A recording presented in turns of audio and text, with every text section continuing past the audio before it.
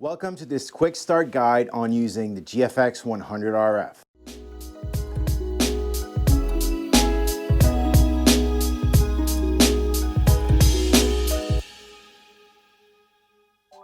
First, we're going to set up the best image quality as possible. So we'll press on the menu OK button and then get into the image quality menu.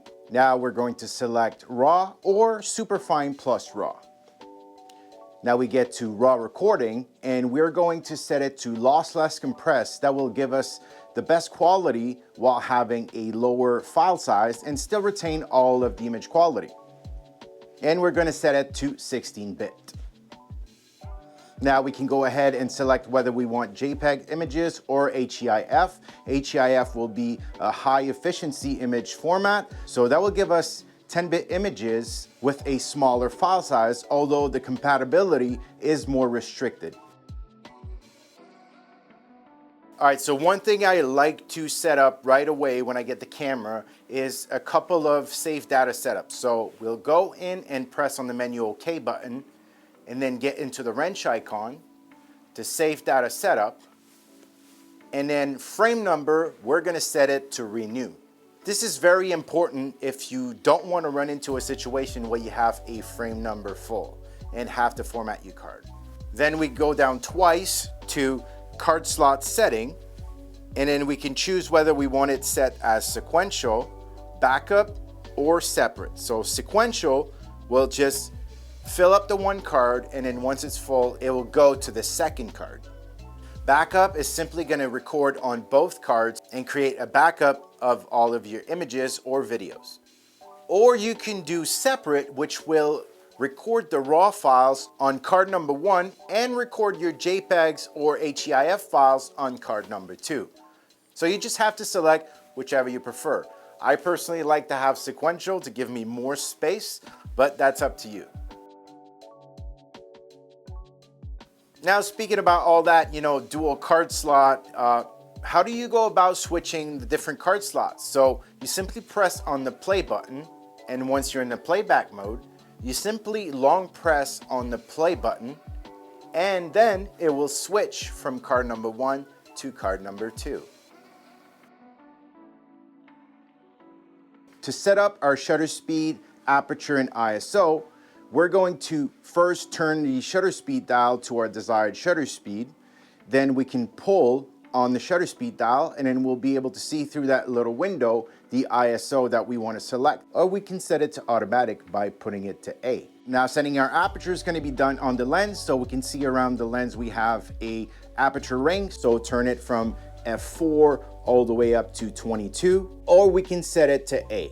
So to use it in full manual, you simply dial in your settings you want. So your shutter speed, ISO, and aperture. Now, if you want to shoot in aperture priority, simply set your aperture to the desired value and then set your shutter speed dial onto A. Now you can either set your desired ISO or set it to A as well if you want it to be automatically chosen. Now, if you want to shoot in shutter speed priority, you simply have to dial in your shutter speed, and then you're going to put the aperture ring to the A setting. Again, your ISO can be set to a specific value or into automatic. Now, if you use one of those priority settings, you can utilize the exposure compensation dial that's on the right side of the camera. So you can either set it to minus or plus 3, or you can set it to C and then use the rear command dial to change the value up to plus or minus 5. All right, so the GFX100RF, like all Fujifilm cameras, is highly customizable. So if you want to go about customizing different features to all the customizable buttons, you can simply long press on the display back button, and then you'll see a diagram of the camera come up, and then highlighted in green, you'll see all of the buttons that can be customized. So you can navigate to one, and then for example, we're going to take the control lever, which has 5 different positions that we can customize. So we can change how it behaves whenever we press in the button, pull on it quickly, long pull on it, push forward, and long push forward. So you can just go about and then customize all of the buttons you want to all of your favorite features so that you can get quick access to them. The GFX100RF features digital teleconverters, which are quite useful, and it gives you the ability to shoot in 35mm, which is native. In 45mm, we have 63 or 80.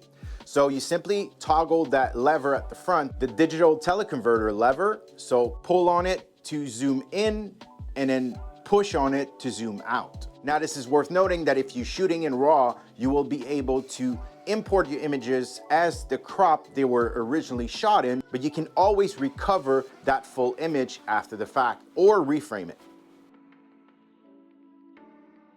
Now, one of my favorite features of the GFX100RF is all of the aspect ratios that you can choose from. And you can get a quick access to them by simply rotating the aspect ratio dial. So please have some fun trying all these different aspect ratios, and then as mentioned before, when you bring them into Lightroom, you will retain that crop, and if you want to recover the full image, you can do so with no issues. Now at the front of the camera, we have the control lever, which will allow us to do a couple of things. So by default, when you pull on it, it will allow you to change the surround view modes. So what are the surround view modes? They are the way that you see your aspect ratio. So when I set it by default, I will have black bars on top and bottom to give me that ratio.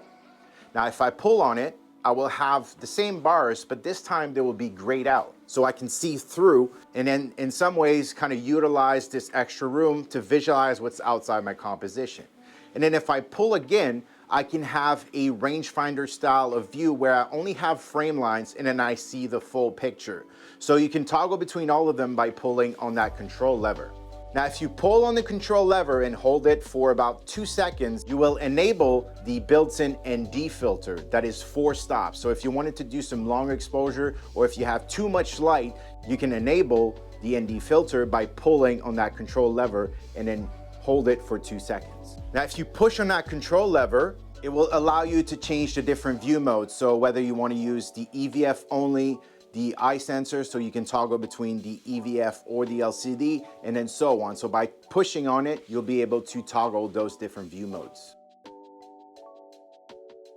So to move around your focus point, use the joystick. You'll be able to change your focus area.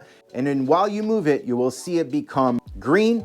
So if you rotate the rear command dial, you can change the size of your focus point. If you're in single, if you're on zone, you can change the size of the zone.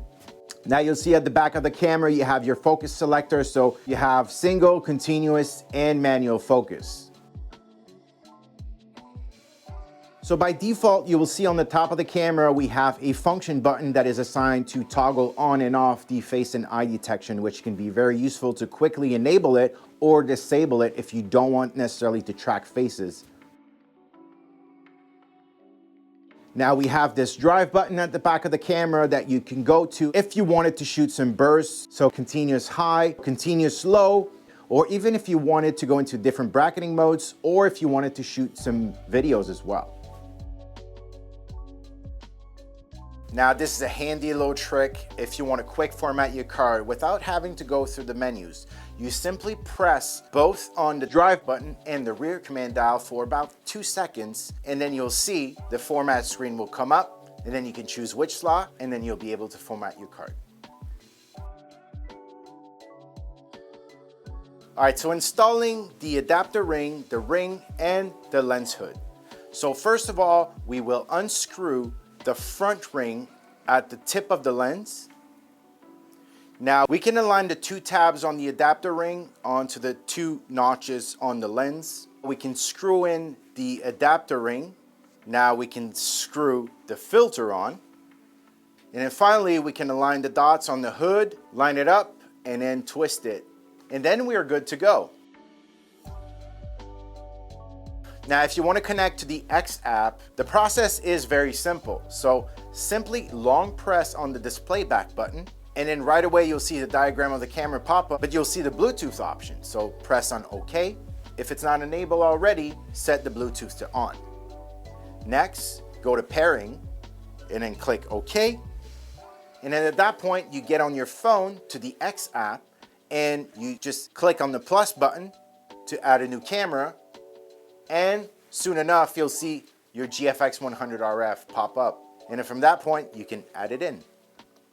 And now you can enjoy a bunch of features like geotagging using your smartphone, obviously wirelessly transfer images to your phone, but also having a Bluetooth remote release if you wanted to take some long exposure, for example.